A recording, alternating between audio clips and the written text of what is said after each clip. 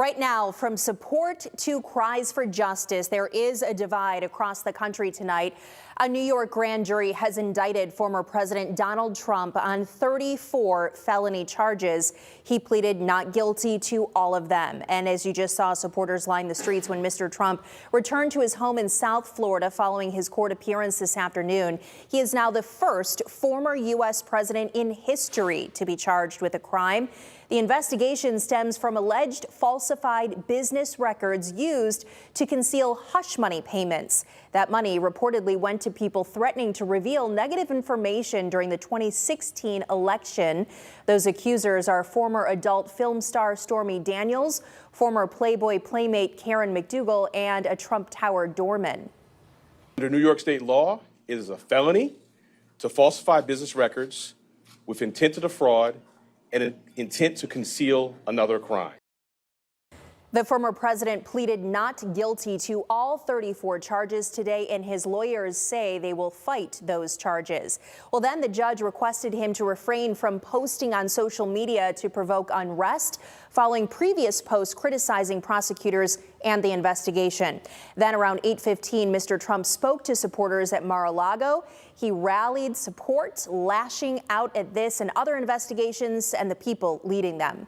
With a local failed district attorney charging a former president of the United States for the first time in history on a basis that every single pundit and legal analyst said there is no case. There's no case.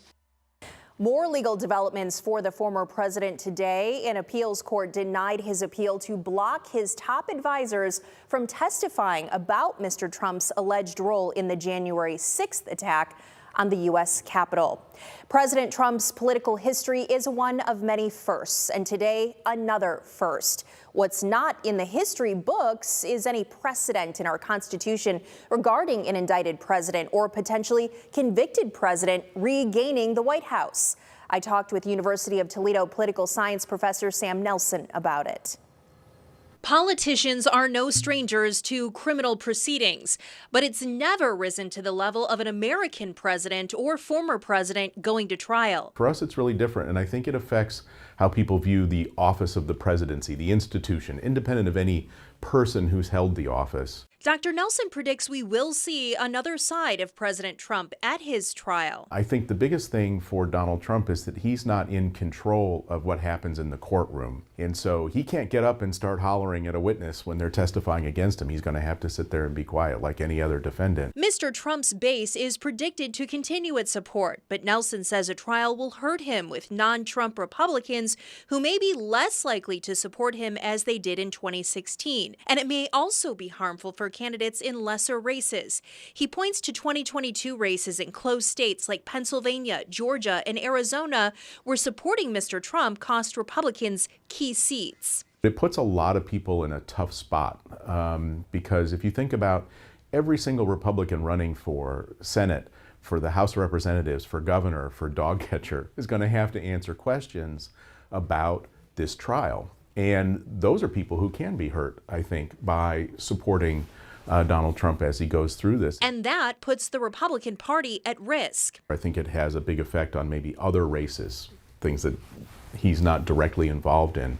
I think if you're Mitch McConnell, you're not happy about this because you want to take control of the Senate, a very doable thing in 2024, and it's going to make it harder. And there's the matter of anyone who challenges Mr. Trump. With so much media attention focused on his trial, can Florida's popular governor even gain traction? It's going to be basically impossible for Ron DeSantis to get an ounce of attention in this campaign, and he's behind.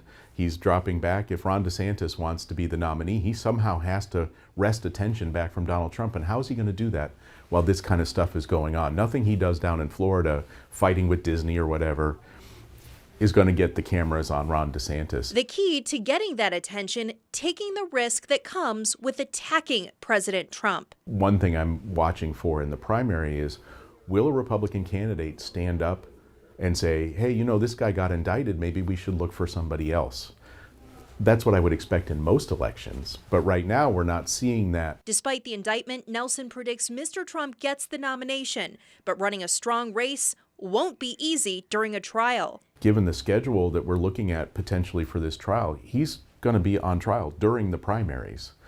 He's not going to have control over his schedule. He may not be able to campaign in the way that he wants to campaign or be at candidate debates in the way that he wants.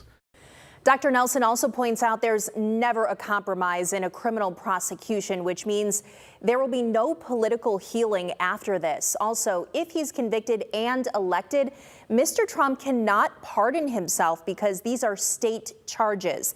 The same goes with Ohio Senator Jim Jordan's weaponization committee, which has no jurisdiction in state cases.